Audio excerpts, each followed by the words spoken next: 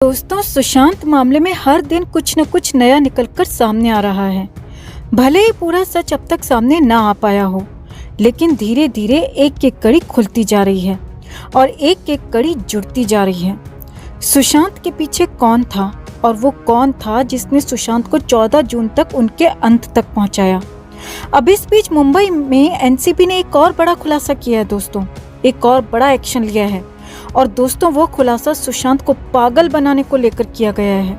जी हाँ, सुशांत की मानसिक हालत खराब करने, यहाँ तक कि पागल बनाने के लिए क्या कुछ किया जा रहा था, इसका पूरा पर्दाफाश हो चुका है।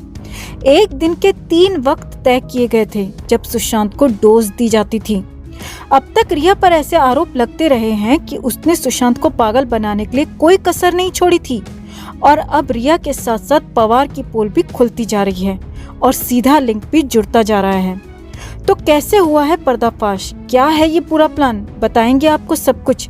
लेकिन उससे पहले हम आपसे कहना चाहते हैं कि अगर आप भी सुशांत को इंसाफ दिलाना चाहते हैं तो अपने जोश में जरा भी कमी ना आने दे दोस्तों। अपनी आवाज यूं ही बुलंद रखें और हमारी ताकत बने रहें, ताकि हम मिलकर सुशांत के इंसाफ की लड़ाई लड़ते लड़ते जीत ही जाएं।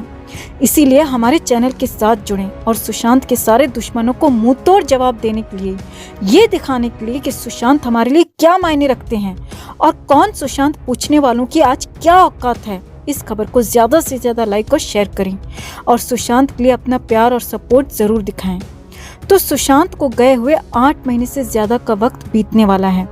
सुशांत सिंह राजपूत मामले की जांच भले ही धीमी चल रही हो, लेकिन परत दर परत खुलती जा रही है। और अब इस बीच सुशांत सिंह राजपूत को लेकर एनसीबी ने उस शख्स को पकड़ लिया है दोस्तों, जिसकी लंबे समय से तलाश जारी थी, या फिर कहें जो इन सब के बीच मास्टरमाइंड कहा जा रहा था। सुशांत के ड्रग केस में उसी ऋषिकेश पवार को एनसीबी ने दबोच लिया है। जी हाँ दोस्तों, ऋषिकेश पवार को एनसीबी ने पकड़ लिया है, जिसने पहली बार सुशांत को ड्रग दी थी और एक बार नहीं, बार बार उसने सुशांत तक ड्रग पहुंचाई। अब उसी पवार, ड्रग और सुशांत के पागलपन को लेकर कई बड़े खुलासे हुए हैं। आपको बता दें कि ऋषिकेश पवार को एनसीबी के 2 दिन की रिमांड पर भेजा गया और एनसीबी की रिमांड में पवार ने कई बड़े बड़े खुलासे किए हैं और रिया चक्रवर्ती को लेकर भी कई सारी बातें सामने आ गई हैं, कई सारे खुलासे हुए हैं। एनसीबी सूत्रों के मुताबिक ऋषिकेश पवार ही वो शख्स था दोस्तों, जिसने सबसे पहले सुशांत को ड्रग या फिर कहें कि गांजा मुहैया कराया था। एनसीबी का ही कहना है कि ऋषिकेश ही वो शख्स था जिसने सुशांत को गांजे की लत लगवाई।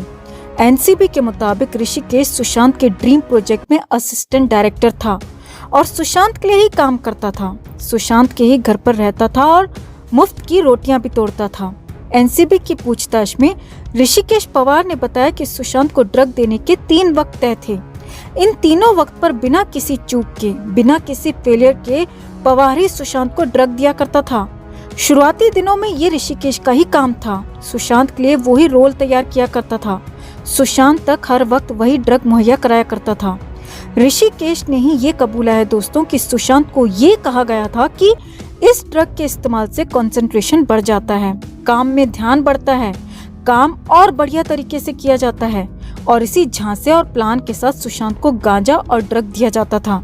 लंबे समय से ऋषिकेश पवार सुशांत को ड्रग दिया करता था और सुशांत को ये झांसा देता रहा कि ये ड्रग सुशांत के शरीर और दिमाग के लिए बहुत अच्छा है, जबकि पूरा प्लान सुशांत को पागल बनाने का हो रहा था, क्योंकि ऋषिकेश पवार किसी और के प्लान का हिस्सा था दोस्तों।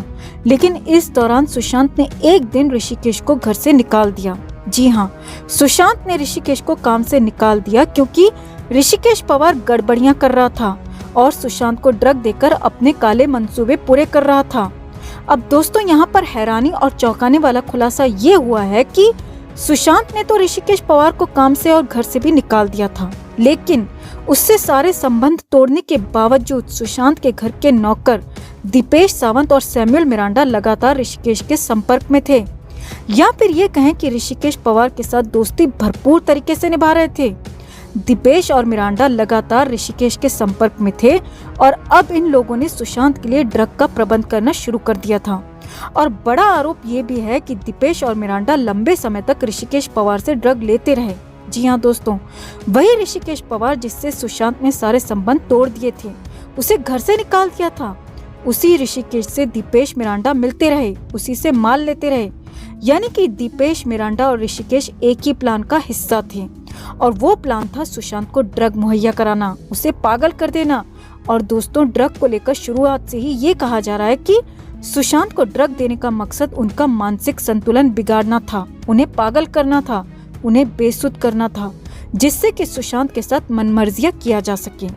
अब यहाँ पर समझने वाली बात ये भी है दोस्तों कि रिया पर भी इसी तरह के आरोप लगते रहे हैं और यही आरोप मिरांडा और दीपेश पर भी लगते रहे हैं।